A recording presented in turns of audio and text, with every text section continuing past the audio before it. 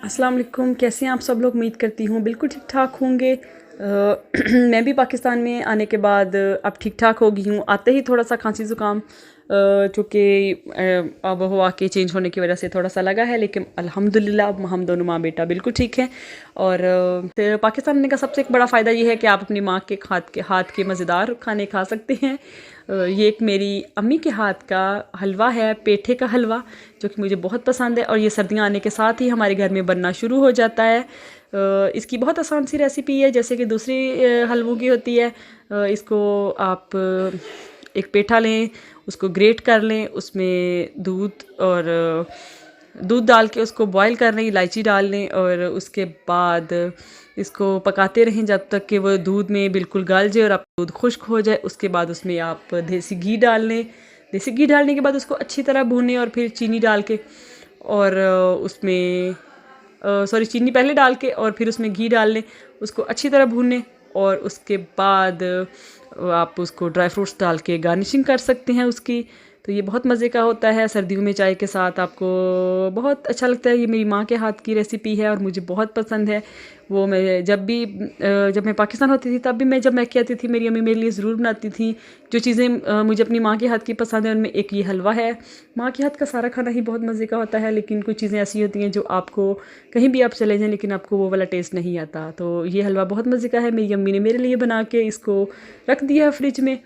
और सर्दियों की आमद के साथ ही पाकिस्तान में ये पंजाब साइड पे और स्पेशली गुजरात साइड पे दाल वगैरह और पिनियाँ बनना शुरू हो जाती हैं।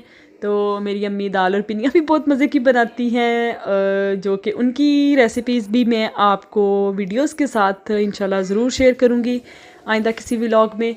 और ये हमारे गुजरात साइड पे दाल और पिनिया, और बल्कि ये बहुत ज़्यादा लोग इसको उधर स्पेन में भी या बाहर की कंट्रीज़ में भी लेके जाते हैं। ये एक किस्म की ट्रेडिशनल मिठाई होती है जो कि देसी घी में बनाई जाती है। वो चनों की दाल को पीस के या माश की दाल को पीस के या चावलों को या अलसी को पीस के बनाई जाती हैं। उनकी रेसिपीज़ मैं आपके साथ आइंदा वीडियोज़ में शेयर करूँगी। उसके अलावा आज हमारे घर गेस्ट आए हैं।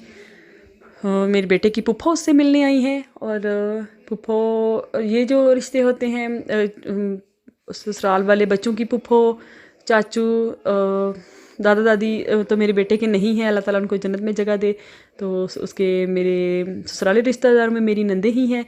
तो ये मेरी नंद आज मुझसे हमें मिलने आई है शाम के टाइम, तो काफ़ी गपशप हो गई। मैं आपको बताती हूँ कि मेकअप अब माशाल्लाह हमारे पाकिस्तान में बहुत अच्छे वाला मेकअप मिलता है। मैंने पाकिस्तान आके कुछ प्रोडक्ट्स चेक की हैं, जिनका रिव्यू मैं आपको बताती हूँ। मेरी भाभी ये यूज़ करती है, उसको देख के मैंने भी ये ख़रीदी हैं। जे डॉट की बीबी क्रीम है, ये इसका एक नंबर है। ये इसके 2 3 4 ये मतलब डार्कर और उससे ज़्यादा डार्क ये होते जाते हैं, और ये मेरी स्किन के अकॉर्डिंग ये एक नंबर ये बीबी क्रीम है। आप इसको डेली यूज़ के लिए इस्तेमाल कर सकते हैं। आप इसको एज आ मेकअप बेस यानी फाउंडेशन के तौर पे यूज़ कर सकते हैं। ये बहुत अच्छी ब्लेंड हो जाती है और ये बहुत ज़्यादा, ये जो हमारी एशियन स्किन के लिहाज से बहुत अच्छी ये इसकी है, इसका टेक्सचर है। और ये है तकरीबन ये 1200 की मिल जाती है। ये हर जे डॉट के स्टोर पे आपको आसानी से मिल जाएगी। कहीं भी कैजुअल में या कहीं फॉर्मल में आप इसको मॉइस्चराइज स्किन को करके उसके ऊपर ये लगाएंगे तो ये आपकी बहुत अच्छी जो है वो लुक देगी। ये जे डॉट की बीबी क्रीम है, ये 1200 रुपये की है और ये इसका ये नंबर 1 है।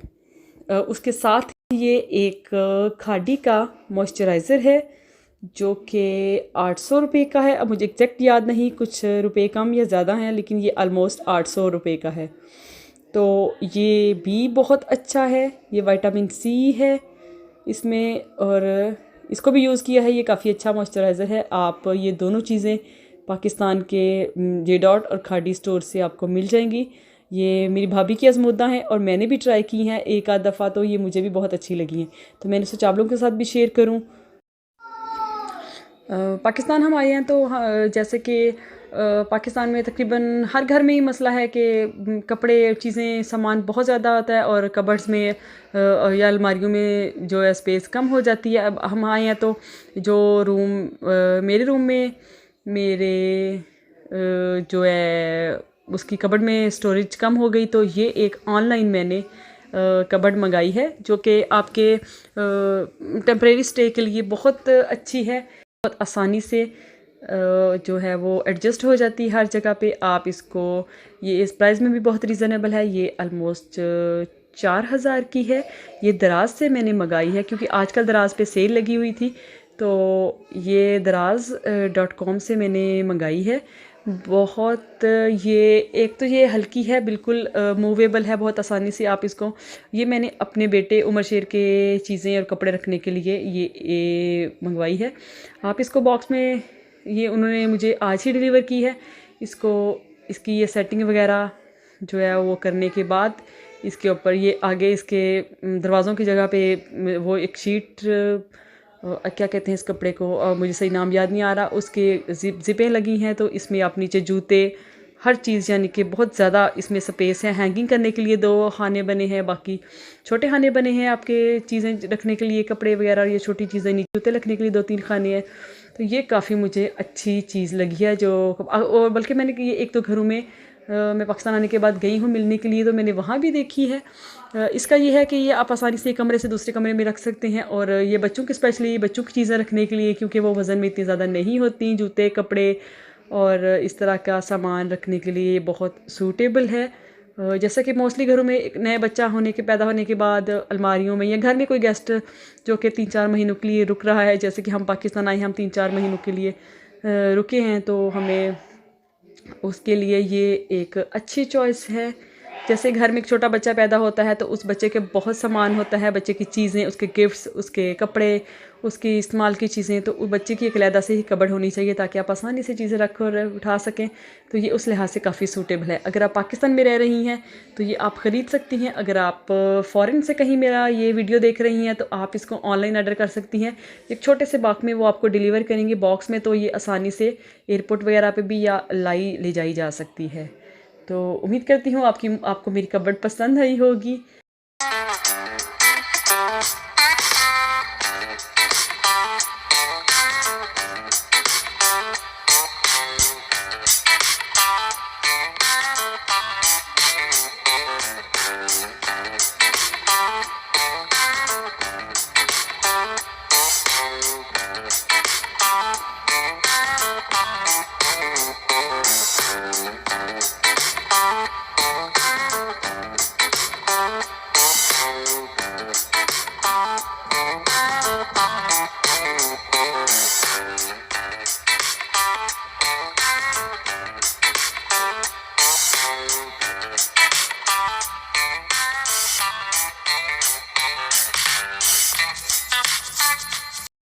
मेरे वीडियोस को देखते रहें और मेरे चैनल को सब्सक्राइब करें ताकि आपको पाकिस्तान की वीडियोस जो हैं कि नेक्स्ट, और या मैं नेक्स्ट वीडियो में आपको बहुत अच्छी इन्फॉर्मेशन दूंगी जो कि जब आप वापसी की तैयारी कर रहे हैं, या अगर आपको पाकिस्तान से क्या क्या सामान लेके जाना है स्पेन में, और क्या क्या चीज़ें आपको नहीं लेके जानी, जो लोग नए जा रहे हैं उनके लिए, या जो लोग छुट्टियों पे आए हैं उनके लिए। तो ऐसी बहुत सी टिप्स मैं आपको आइंदा वीडियोस में दूंगी, जिसके लिए ज़रूरी है कि आप मेरे चैनल को सब्सक्राइब करें और मेरी सारी वीडियोस देखते रहें। अल्लाह हाफिज़।